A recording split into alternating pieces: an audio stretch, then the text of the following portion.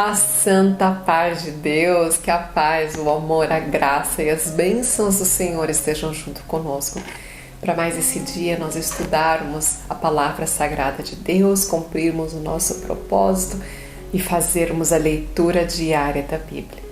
Pela graça e o amor de Deus, todo dia nós reservamos um tempo, nós nos colocamos diante da presença de Deus, estudamos a palavra sagrada e meditamos no ensinamento que o Senhor tem nos dado. Hoje, com a ajuda de Deus e a guia do Espírito Santo, vamos começar o livro de Juízes. É o 7º livro da Bíblia e este livro é uma continuação do livro de Josué. Por que é uma continuação? Vamos falar um pouco de Juízes. Primeiro, o Senhor faz uma promessa a Abraão, aquele homem que não tinha filhos, a mulher já era avançada em idade, ele também era avançado em idade, e o Senhor promete para ele que a descendência dele seria como as estrelas do céu e as areias do mar, da praia. Não teria como contar, porque seria um grande povo.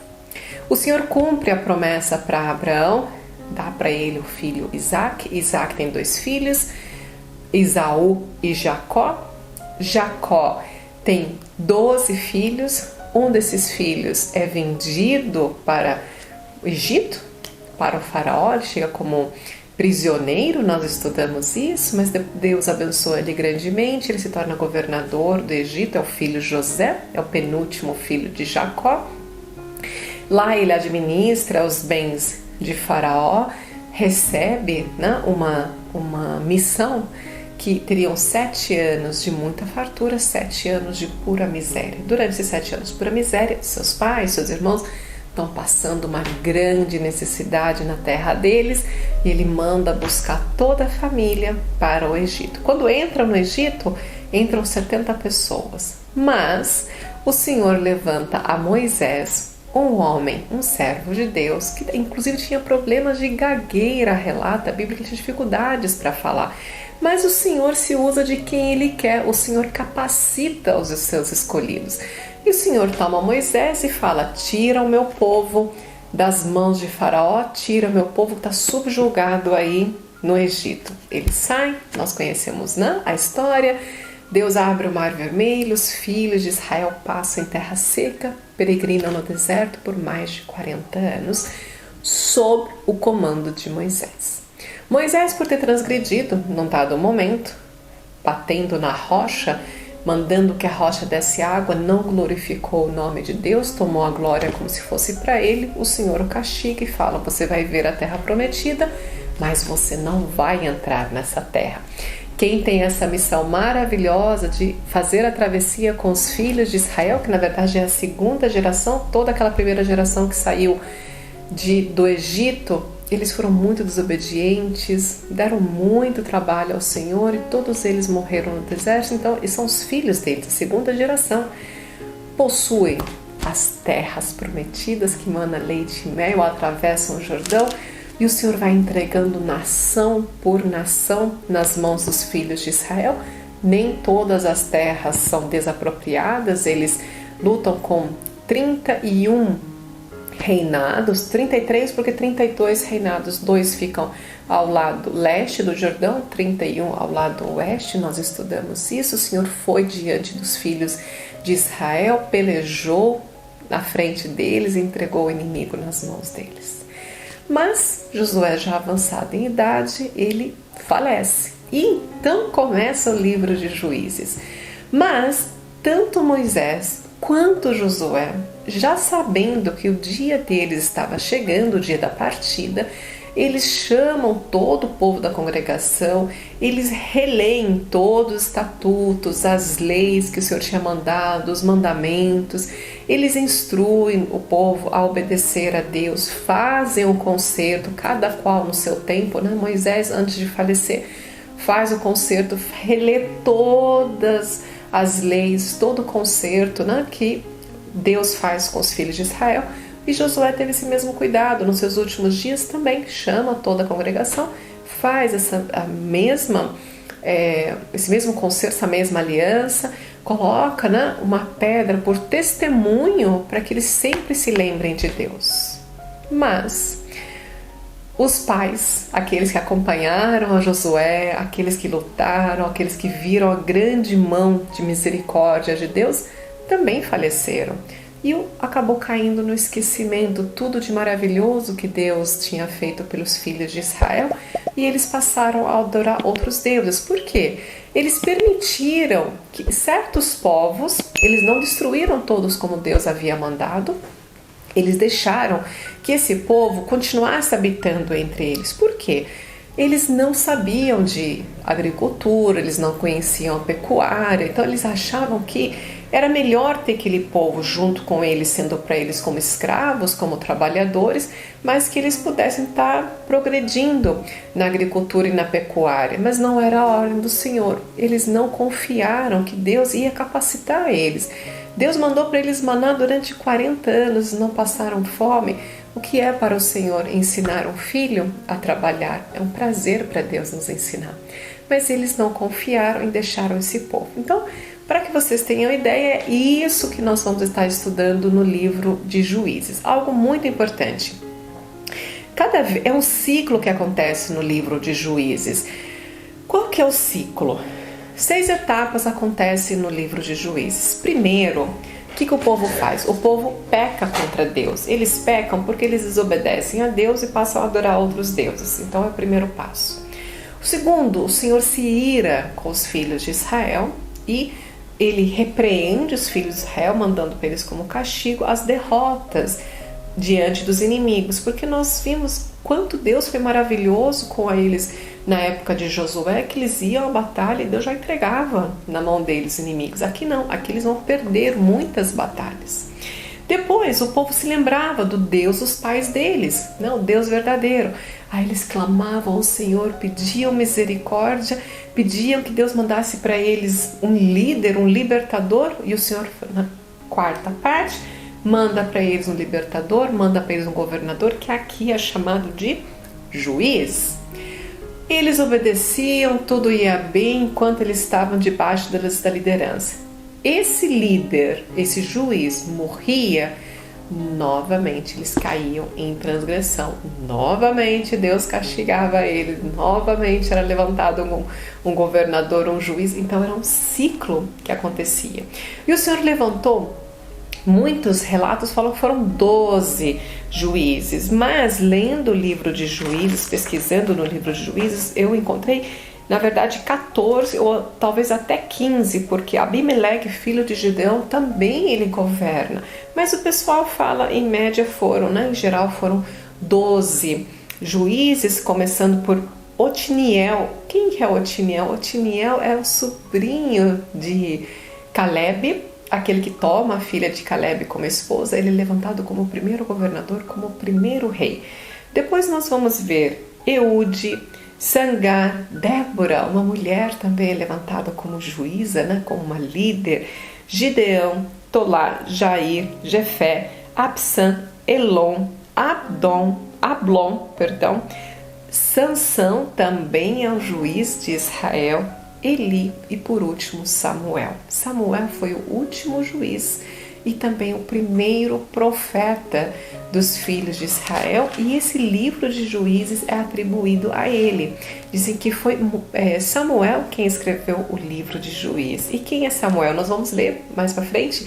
Samuel, primeiro de Samuel, segundo de Samuel. Samuel é filho de Ana, aquela mulher que Deus havia fechado a madre dela, e ela implora e roga ao Senhor que mandasse para ela um filho, que ela entregaria ele para trabalhar para o ministério do Senhor, e depois o Senhor vai levantar ele como profeta, o primeiro profeta de Israel.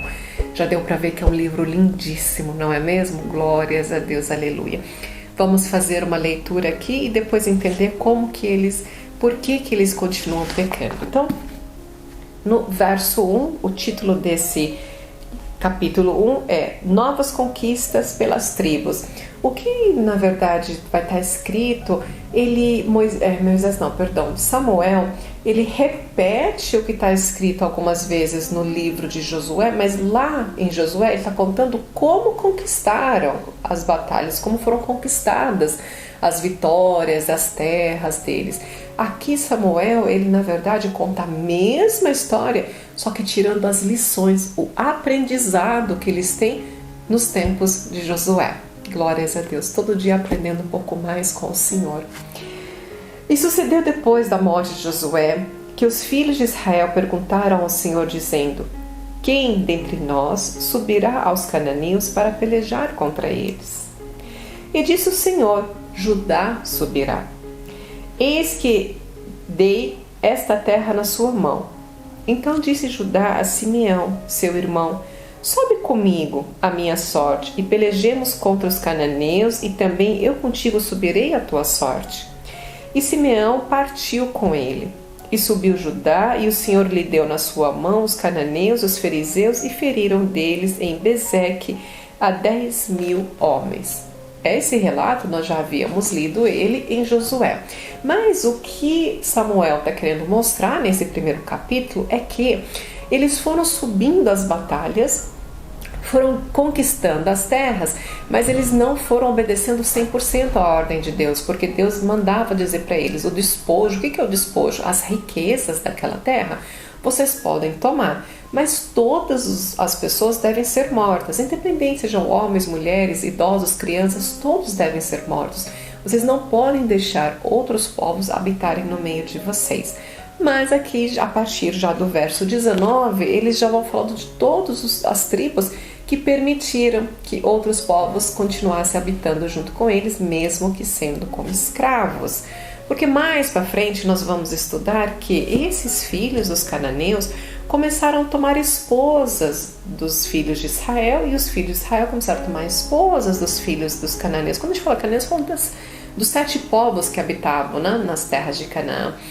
E certamente eles começam a ter esses hábitos, a adoração desses deuses. Então no verso 19 vai dizer: e foi o Senhor com Judá e despovoou as montanhas, porém não expeliram aos moradores do vale, porquanto tinham carros ferrados, e deram Hebrom a Calebe, como Moisés o dissera. E dali expeliu os 3 filhos de Enaque, que era o gigante mais poderoso daquela terra, né? Então, olha para vocês entenderem, irmãos, eles expeliram, né? Destruíram, na verdade, mataram a fio da espada os filhos do gigante, mas o povo eles deixaram lá. E é exatamente isso que não poderia. No verso 20 diz: porém os filhos de Benjamim não expeliram os jebuseus que habitavam em Jerusalém. Então começa por Judá. Logo na primeira conquista ele já desobedece, Judá.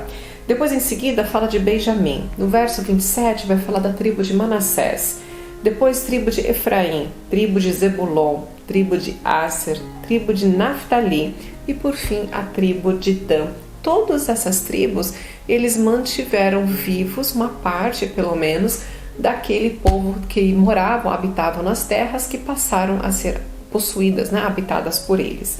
No verso 35, já no finalzinho do capítulo 1, diz assim: também os amorreus quiseram habitar nas montanhas de Herer, em Ajalon e em Salbim, porém prevaleceu a mão da casa de José e ficaram tributados. Ficaram como escravos. Todos esses povos que foram ficando, eles ficaram como escravos, só que depois eles tomam força, né? Vai nascendo novas gerações e vai nascendo líder no meio desses escravos também, desse povo que servia aos filhos de Israel.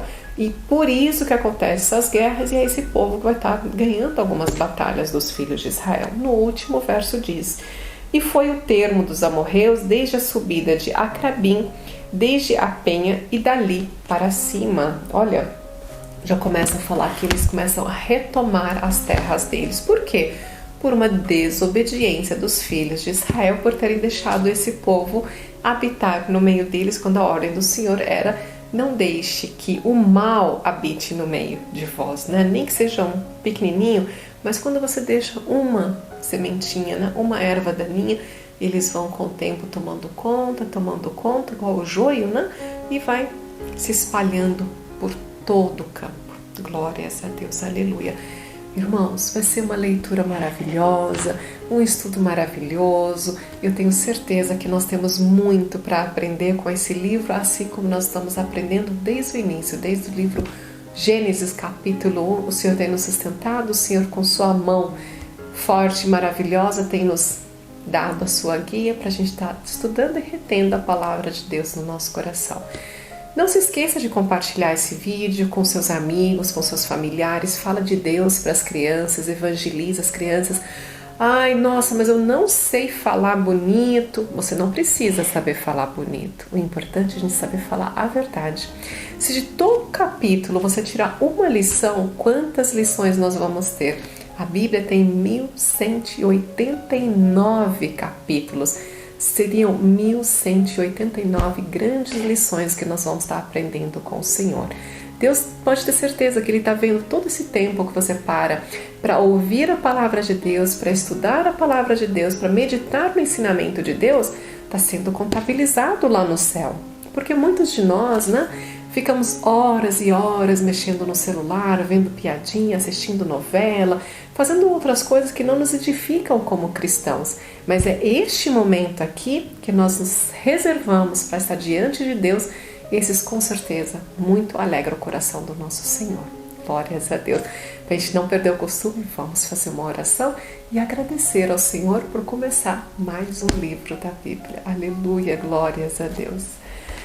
Nosso Deus e nosso amado Pai, grande alegria, Senhor, sentimos no nosso coração por termos iniciado mais um livro da Bíblia, por mais um dia de misericórdia na nossa vida, por mais um dia, Senhor, o Senhor tem nos guardado, nos livrado de todo mal e nos sustentado diante da Tua santa e gloriosa presença.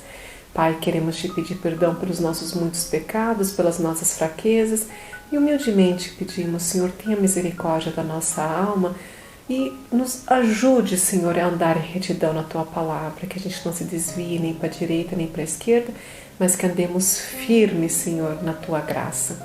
Pai, Te pedimos, nos cubra com o sangue do Cordeiro, nos livre de toda cilada e mal desse inimigo, Senhor, que nos rodeia dia e noite, querendo tomar a nossa alma, guarda a nossa família, nosso lar, e nos abençoa grandemente nessa terra. Senhor, tudo que nós Te pedimos e Te agradecemos, é em nome do Teu Filho amado, nosso Senhor Jesus Cristo, que vive e reina para sempre. Amém. Glórias a Deus. Aleluia.